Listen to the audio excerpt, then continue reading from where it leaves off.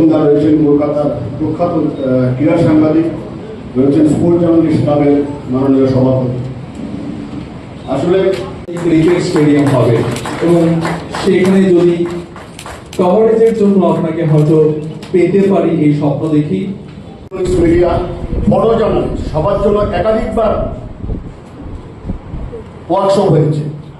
কারণ কি, আমরা ভীষণ আনন্দিত এই ভেবে যে আজকে স্পোর্টস জার্নালিজম ডে এবং তা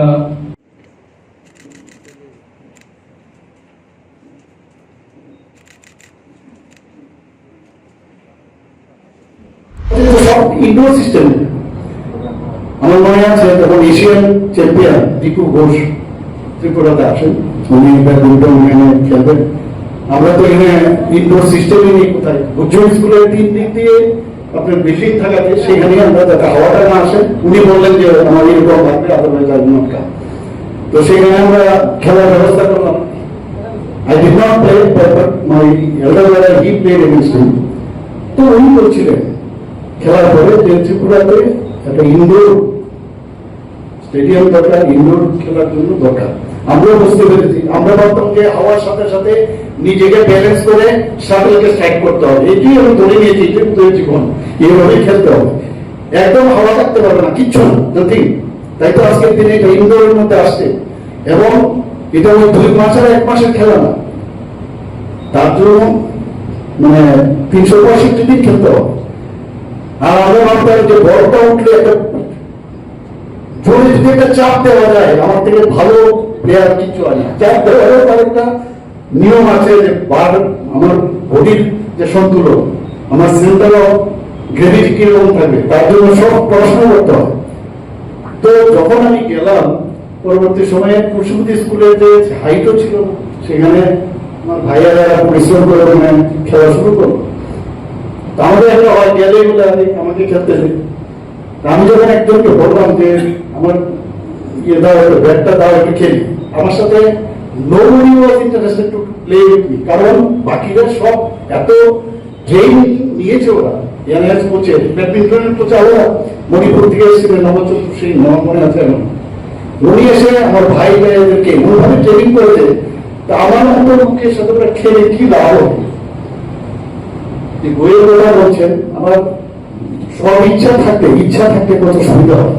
আমি বিচ্ছন্দ লাইফের মধ্যে গেলাম, একটু তাই যেতাম, হঠাৎ করে দেখলাম ব্যাডমিন্টন এর উপরে মামা বাবু ওয়েস্ট বেঙ্গলের, তখন ওনার একটা বই, এই বইটা নিয়ে আমি এত পড়াশোনা করলাম এটা, এবং কিভাবে ব্যাডমিন্টন খেলতে হবে, সেন্টার অফ প্লেস আপনার কোথায় হবে, আপনার ড্রপ শট কাকে বলে, ড্রাইভ শট কাকে বলে, পিছনে ব্যাকহ্যান্ড দিতে গেলে কি হতে হবে, প্রতিটা জিনিস আমি নিজে এত প্র্যাকটিস করলাম। শ্যাডো প্র্যাকটিস, আমি লং টেনিসের যে মানে র্যাকেট আছে, আমি বললাম যে তো ব্যাডমিন্টনের র্যাকেট তো হালকা, তো লং টেনিস দিয়ে আমি প্র্যাকটিস করবো, এবং তার যে শক্তিটা নিচে মাটির থেকে আনতে হবে, আদারওয়াইজ স্ট্রোকটা বড় গিয়ে সেই শক্তিটা সেটা ডেলিভারি করতে হবে মানে ব্যাটের মধ্যে। তো এইসব বসে বসে করতাম, এবং তাই হলো যখন খেলা আরম্ভ হলো নেক্সট ইয়ার। আর এত আরম্ভ তো কম ছিল, 10,000 মানে মিটার, 5 কিলোমিটার, 1500, এগুলো তো মানে এমনি কলেজে পড়তাম। আমাকে মাঝে মাঝে বসতাম তুমি ওইখানেই থাকো, নামতে হবে না, সবসময় ফার্স্ট এরকম থাকে। তো আমি যখন খেলা আরম্ভ করলাম ব্যাডমিন্টন, তারপর দেখলাম যারা আমার সাথে খেলতে অনিচ্ছুক ছিল, ওরা যখন আমার মনে ছিল, এবং আমার একটু অফেন্সিভ খেলতাম, সেই জায়গায় আমি ক্রিয়েট করতাম ওই নানান রকম বই করে। বাই দিস টাইম আমি যখন খেলা আরম্ভ করি, নবচন্দ্র সিং চলে যায়, কেউ ছিল না, তা আমি ক্রিয়েট করতাম, এবং তাড়াতাড়ি বলটা ধরার জন্য যদি আমি ইমিডিয়েটলি ফিনিশ করতে পারি, তো আমার খেলা উইদিন মানে আন্ডার 0 মানে আন্ডার 1 মানে 0 থেকে কাউকে আমি হারিয়ে দিলাম। আমার কথাটা বলার অর্থ হচ্ছে যে কেউ যদি ইচ্ছে করে যে আমি এটা করবো, করা যায়, এবং সেই জায়গায় আজকে করতে পেরেছি আমরা। জার্নালিজমের যে এখানে ওয়ার্কশপটা হবে, সব বিষয়ে গাইডেন্স ইজ ভেরি ইম্পর্টেন্ট। আমি আরেকটা গল্প না বলতে নাই, আজকে যখন সুযোগ পেয়েছি যখন আজকে একটা ইন্টার মেডিকেল কম্পিটিশন ছিল, ড্রামা কম্পিটিশন ইন্টার মেডিকেল, তা আমাদের যে প্রফেসর ছিলেন যিনি এই বিষয়টা দেখতেন, তো আমার তো অনেকগুলো সার্টিফিকেট ছিল, যখন ভর্তির সময় গেলাম সার্টিফিকেট দেখে যেতে পারলাম এই ব্যাডমিন্টনের মানে ইউনিভার্সিটিতে যাওয়ার জন্য বলছেন। আরেকদিন বলেন যে একটা ইন্টার মেডিকেল ড্রামা কম্পিটিশন হবে, তো তোমরা সবাই করো। তো আমরা বইটা নিল কামরা নাম্বার 5 এটা একটা পাগলের বই আর কি, মানে সব মানে ম্যাড। তো কিন্তু আমি ম্যাড না, আমি যে আমাকে যেটা দিল, আমার একটা চাপরাশির ভূমিকা আমি সেখানে ছিলাম।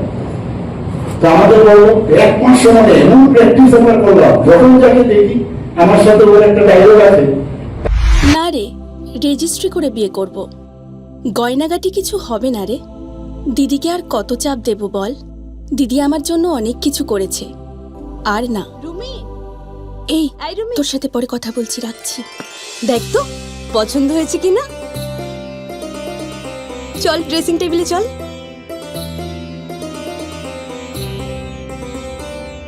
দিদি তুই পছন্দ হয়েছে? তুই নিজে বিয়ে করলি না, আমায় লেখাপড়া শেখালি, আজ বিয়ে দিচ্ছিস, মা বাবার কোনো অভাব রাখিসনি, আজ এভাবে সাজাচ্ছিস কেন? কোনো দিদি কি পারে না তার আদরের বোনের মা বাবা হতে? তোকে কি সুন্দর লাগছে। রাধাকৃষ্ণ জুয়েলারিতে চলছে বিবাহ মঙ্গল উৎসব। বিয়ের গয়নার প্যাকেজ মাত্র 1 লক্ষ টাকা থেকে শুরু। প্রতি বিয়ের গয়নার প্যাকেজের মজুরিতে থাকছে 15% ডিসকাউন্ট এবং ফ্রি ইন্স্যুরেন্স। তাছাড়াও জ্যোতিষ বিষয়ক পরামর্শ দেওয়ার জন্য আমাদের শোরুমে থাকছেন হস্তরেখাবিদ প্রান্তোষ ভট্টাচার্য, জ্যোতিষশাস্ত্রী, কলকাতা। অ্যাপয়েন্টমেন্টের জন্য অগ্রিম নাম নথিভুক্ত করুন। রাধাকৃষ্ণ জুয়েলারি, উষা বাজার, আগরতলা, ধর্মনগর এবং বিলোনিয়া।